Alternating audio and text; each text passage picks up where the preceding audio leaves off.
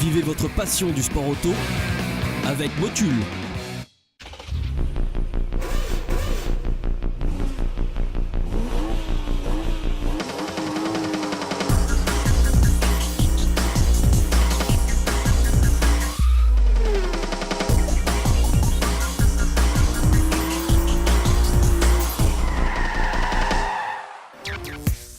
Salut, aujourd'hui dans Grand Tourisme, un essai exceptionnel, celui de la Lotus Evora.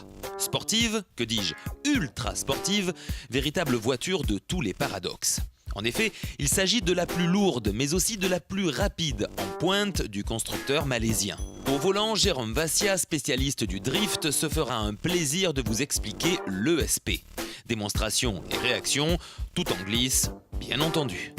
Seat présente l'Altea XL électrique Ecomotive. En prenant pour base une carrosserie déjà existante, la marque gagne du temps. Ainsi, elle peut se consacrer à développer des solutions plus concrètes et plus abouties à découvrir. Enfin, au programme, l'Intercontinental Le Mans Cup saison 2011 qui s'achève après cette course. Un passionnant duel entre Audi et Peugeot, aussi palpitant qu'intense et au final, un grand vainqueur. Contact, c'est parti!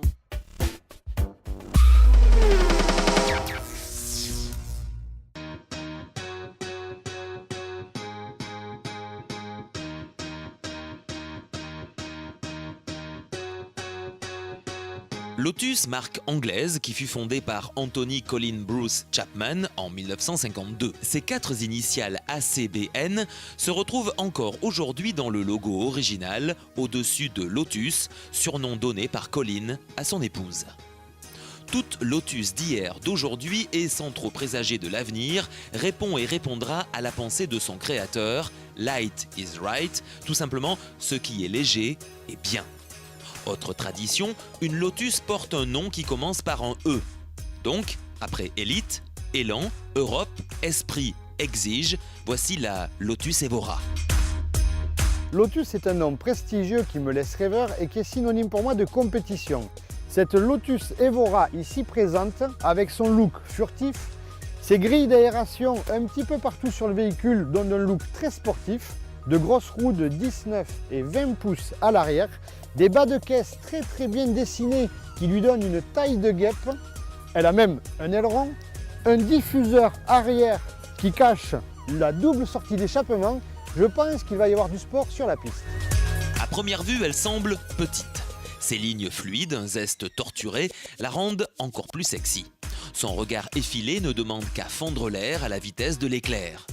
Agressive par son entrée d'air centrale, l'Evora de profil s'adoucit par une ligne de toit flottante. Basse, courte et large, même à l'arrêt, elle semble déjà collée à la route. L'arrière, quant à lui, positionne ses feux ronds dans un ovale presque plat formé par le béquet. Simplement superbe. L'Evora mesure 4,32 m de long, 1,85 m de large pour seulement 1,22 m de haut. Des dimensions un brin minimaliste mais très efficaces, son coefficient de traînée, plus simplement son CX, atteint 0,33. Elle donne une impression extérieure de petite compacte. Je pense que j'aurais dû m'équiper aujourd'hui de ma combinaison et du casque car j'ai vraiment l'impression d'être dans une voiture de course, de superbes sièges baquets qui me tiennent très bien, un petit volant qui va être difficile à manier me semble-t-il, de l'aluminium qui rappelle l'esprit course et Lotus, il me tarde de mettre le contact. L'intérieur surprend par son volume. Car autant de l'extérieur l'Evora s'apparente à une compacte, autant de l'intérieur, elle en deviendrait presque spacieuse. La Lotus Evora sportive dans l'âme propose 2 possibilités intérieures, soit en simple 2 places ou comme dans son initiale version 2+2. Une initiative à saluer, même contre 3 500 €. Pour l'agrément de conduite, même si les sensations sont excellentes et c'est un vrai régal au volant, j'ai un gros problème avec mon pied gauche parce que dans l'Evora, c'est tellement exigu qu'il n'y a pas de cale-pied pour se caler dans les virages. Et là, c'est la première fois que ça m'arrive. C'est un peu déroutant et je ne suis pas très bien tenu du coup dans les sièges. L'ensemble moteur-boîte répond parfaitement aux besoins du conducteur. La boîte, certes un peu ferme à mon goût pour une utilisation intensive, est très précise. Côté motorisation, le 6 cylindres en V d'origine Lexus de 3,5 litres développe 280 chevaux dans sa version de base. Si cela ne suffit pas, l'Evora S, muni d'un compresseur, atteint 350 chevaux avec un couple de 350 Nm.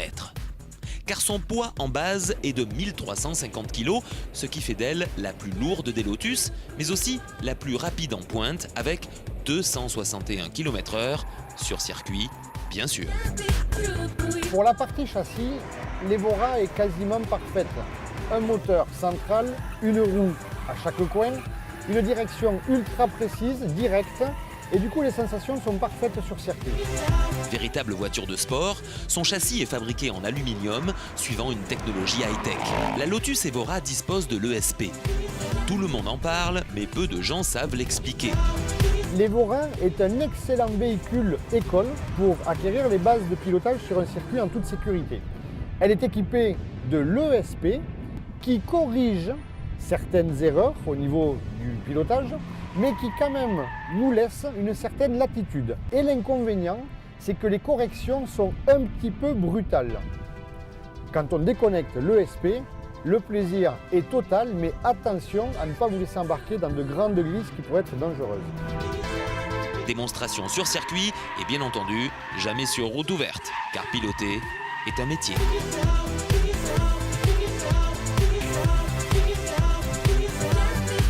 La Lotus Evora offre une facilité déconcertante de conduite, notamment avec ses aides comme l'ESP. Elle offre aussi un réel plaisir de piloter, tant ses performances sont omniprésentes. Alors que vous soyez plus conducteur passionné que pilote, l'Evora vous séduira. Comme James Bond, vous succomberez.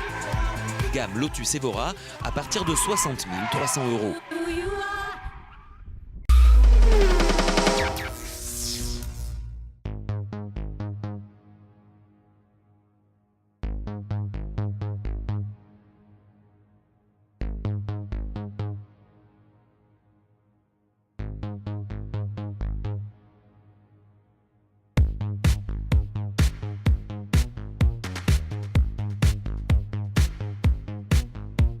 Seat, le constructeur de la banlieue de Barcelone, pense lui aussi à la mobilité durable.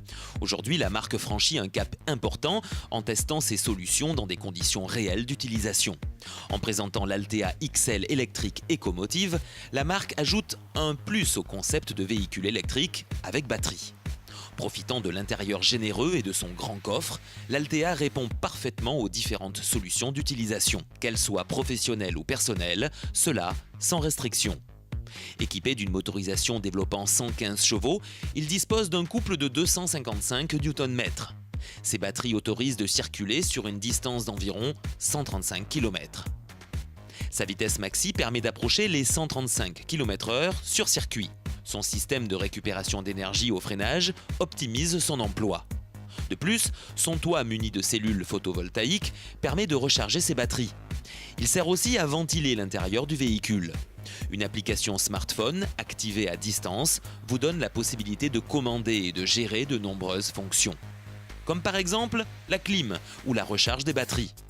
À cela s'ajoute la possibilité de gérer les horaires, mais aussi les tarifs en fonction des heures creuses.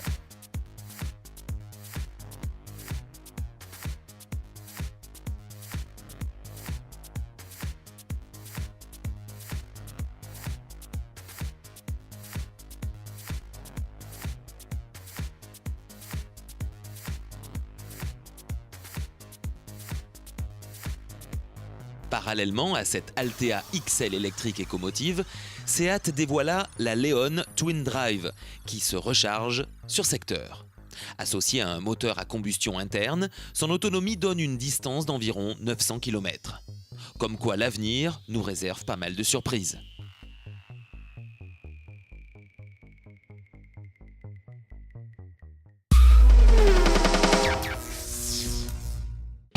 Cette semaine, Grand Tourisme vous fait revivre la saison du championnat intercontinental Le Mans Cup. Pour la seconde année consécutive, Peugeot a remporté le titre au terme d'une saison riche en émotions. Au total cette saison, Peugeot n'aura perdu qu'une seule course. Elle s'est imposée à Sebring en mars dernier grâce à la 908 HDI FAP de chez Oreca. Peugeot s'offre aussi un doublé à Spa, Imola, Road Atlanta et même Zhuhai, une saison quasi parfaite. Quasiment oui, car le rendez-vous le plus important de la saison, Peugeot l'a raté. Les 24 heures du Mans sont revenus à Audi pour 13 secondes seulement, autant dire que la défaite sartoise était difficile à digérer pour les Français. 3 semaines plus tard, lorsque Peugeot empoche un doublé en Italie sur le circuit d'Imola, Olivier Quesnel regrette encore le Mans. Ça a été le sans faute sur toute la ligne. Pole position, meilleur tour en course et doublé à l'arrivée avec les Audi à un tour. Malheureusement, on n'est pas au Mans, mais chaque victoire pour moi est exceptionnelle. Ce dont on se souviendra aussi cette saison, c'est le podium de l'équipe privée Hawk Racing. C'était à Silverstone en septembre dernier, avec une superbe 3e place avec Olivier Pla, Alexandre Prémat et Jacques Nicolet. C'est vraiment extraordinaire d'avoir pu partager une aventure avec Jacques, avec Olivier, avec tout le team, avec les mécanos, les ingénieurs. Ils ont fait un boulot vraiment fantastique durant tout le week-end, on n'a pas fait une faute. Donc honnêtement, ravi de cette 3e place. Une belle fin de saison pour l'équipe sartoise qui découvre encore le très haut niveau en endurance. Enfin, en Chine, alors que Peugeot savourait son 2e titre constructeur, c'est l'équipe suisse Rebellion Racing qui est montée sur la 3e marche du podium au classement général, derrière les géants Peugeot et Audi. En 2012, l'ILMC deviendra championnat du monde d'endurance, de quoi pimenter et exciter encore un peu plus tous les passionnés d'endurance. La semaine prochaine, dans Grand Tourisme, retour sur la finale du championnat de France des rallyes avec le rallye du Var.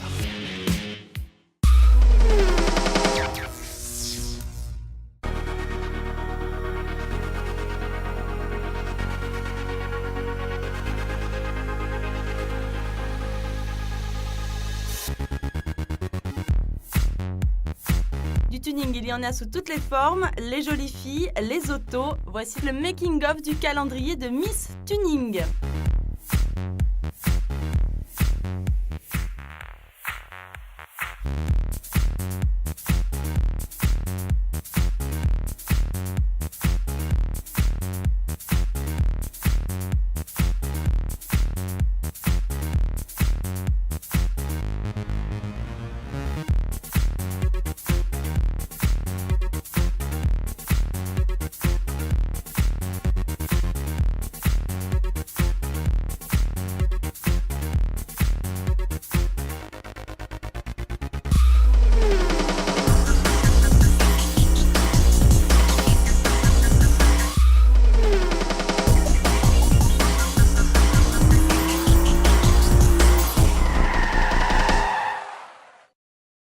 Vivez votre passion du sport auto avec Motul.